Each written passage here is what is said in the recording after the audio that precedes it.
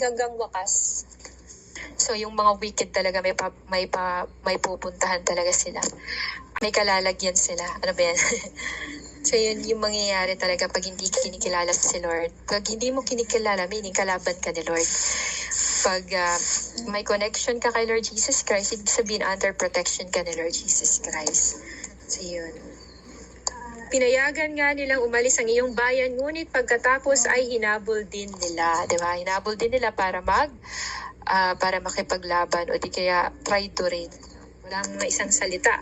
Nagluluksa pa sila sa libingan ng kanilang mga mahal sa buhay, ay may iniisip na naman silang kasamaan.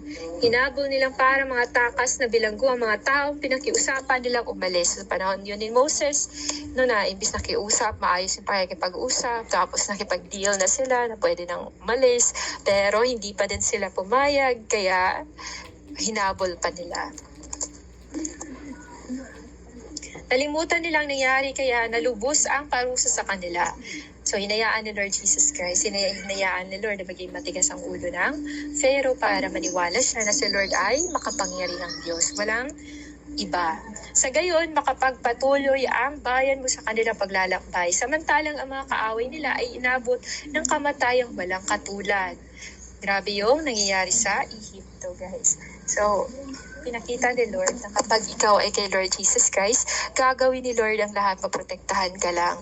Gagawin ni Lord Jesus Christ na hindi ka mahulog sa patibong o kamay ng kaaway. Naalala ko, dati sinabi ni Lord nung lagi akong inaaway, kinakatok niya ako doon, tapos sinasabihan ako ni Lord na sabihin mo sa kanya na wala ka pang laban, na hindi kita tinutulungan. Kaya sabi ko, kung yun sinabi ni Lord Jesus Christ, gagawin din yun ni Lord Jesus Christ sa lahat ng nakikipaglaban sa o mga nag-a-against sa akin na wala naman akong ginawang masama sa kanila. Nang humingi sila ng masarap na pagkain, ay lumitaw mula sa dagat ang makapal na bilang ng mga pugo. Ngunit ang masasama ay binabalaan ng darating na parusa.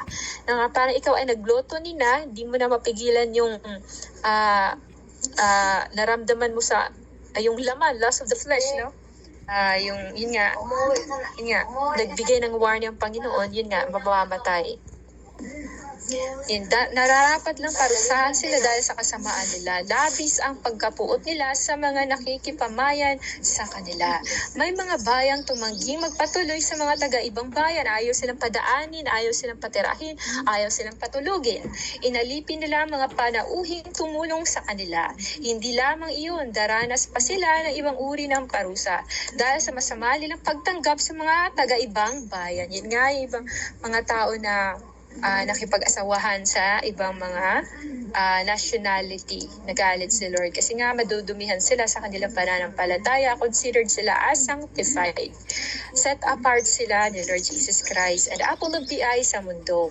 Matapos ipagpista ang pagdating ng mga dayuhan at ituring na kanilang kapantay sa bandang huli, ang mga ito'y pinahirapan at inalipin.